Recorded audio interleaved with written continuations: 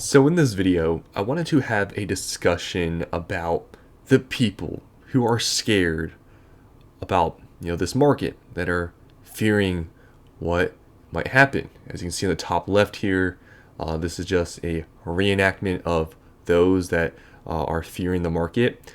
They're scared, right, for what's going to happen. So some people are selling.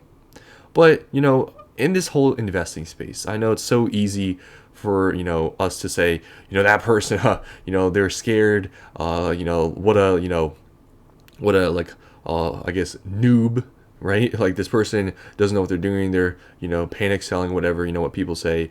But let's be open here. Let's not judge, like, people selling because they're scared. Let's actually think about, okay, is there some, valid arguments for the fear? Right. Let's really think about it. Let's be open. Let's not judge, people that are selling or whatever the case may be because of the market. Let's think about it. Why are people scared? That's what I wanted to talk about here today. You guys can let me know. Do you think these are some valid arguments for the fear, or do you think people who are still, selling because of what's been going on are overreacting and maybe, there are no valid arguments for the panic selling and the fear? So the first thing I can think of is this is right now what we're currently seeing and what we have witnessed. This is the biggest drop we have seen across the entire market during this bull market by far. And I'm talking about sealed product here because I know some singles aren't dropping, or a lot of singles I think aren't really dropping too much. There are some examples of some are, but for the most part, things aren't dropping like crazy for singles, as or as consistently as we're seeing with sealed. But across the board, at least for the more modern stuff, Sword and Shield and Scarlet and Violet, that's a pretty big indication of the actual current demand because the current demand we're seeing is for more modern stuff, right? So Sword and Shield, Scarlet and Violet, and I guess Mega Evolution included. Across the board in the past month and a half at this point, we have seen anywhere from 10 to 30% drops in sealed product. I'm not talking about, singles, slabs, whatever. I'm talking about sealed here. We have not seen that in the entirety of the bull market. We have seen some periods where things have corrected. For example, when Sword and Shield boxes during this whole bull market, we've seen multiple Sword and Shield movements up, right? And after the fact, they've some of them doubled in price. They went down. Okay, we've seen that, but I'm not talking about those. I'm talking about everything in totality is going down. We have never seen that in this bull market. Never. We've seen things here and there go down because maybe reprints, for example, Prismatic, right, when it was getting reprinted a few months ago. But other than those cases, nothing we've ever seen like this. So, this being the first time this has ever happened in this bull market, that's something to talk about, right? That this is the first thing we've really seen everything going down. And that's a valid argument, in my opinion. And I've talked about this. Whether people want to say, oh, things are still expensive, we had a huge run up, of course we're going to see this big of a drop. Okay, but we've never seen this, though, to this extent. That is the argument that I could agree with, that, yeah, it's a valid argument to make, that this is the most weakness we've ever really seen in this bull market because we've never seen this sort of drop across the entirety of the market. So I think that is one of the big arguments I can see. Okay, what is there to argue with that? It's the facts, right? This is the biggest drop we've ever seen. And I think that is one of the arguments for the fear that maybe this is the start of the crash. I've told you guys personally, with me, I don't think so, but you can make the argument, and you know what? That's, your, I guess, opinion, and I think that's a valid argument to make. So the next thing, this is a big one that I can agree with as well, and I've talked about it previously, is the current state of the world. Like when I, talk about, some of these things outside of Pokemon, I don't want to get too much into it because, dumb politics or whatever, and I don't really care about talking about that stuff.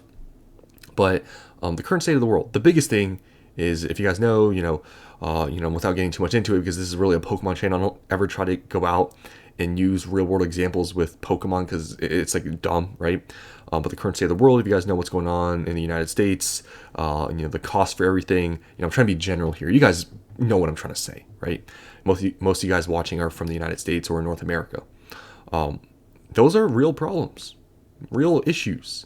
And what do those things, affect Pokemon is the money, right? You have to buy this stuff with dollars, okay? And if there's stuff going on in the world that is, expensive, or maybe you're not getting any money or whatever, you can't buy Pokemon. That's a huge thing.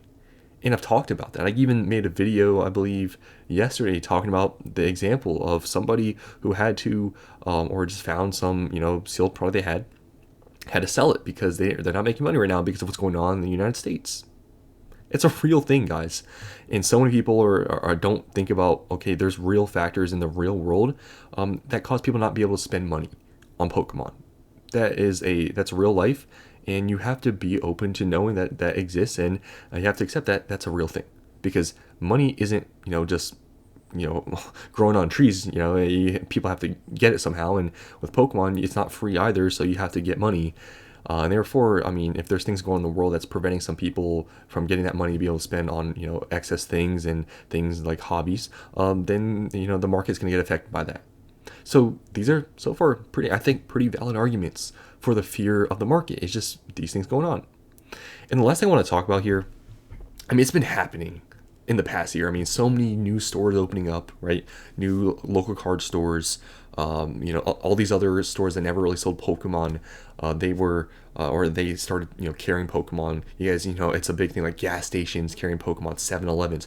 It's crazy, right? I mean, whoever thought that these types of stores would be selling it? Just recently, you guys go to Poke Beach if you don't believe me. I saw this on Poke Beach, so credit to them. I just saw that, I think at the start of next month or this month or something, they're going to be carrying Pokemon cards. We're talking about Lowe's here. Lowe's. It's a hardware store. It's just like Home Depot. If you don't know what Lowe's is, it's like Home Depot. They are selling, or going to start selling, Pokemon cards, and I believe the article also says and other sports trading card products or whatever. I mean, talk about oversaturation of sellers, right? We have so many people in this market selling Pokemon that were never into Pokemon before, and some people see this as maybe a sign of a bubble or something because there's so many people selling Pokemon. Like, how much further can this really go with how many people are selling? It seems like so many people are just trying to sell Pokemon. It is kind of scary, like how many people are really doing it, right?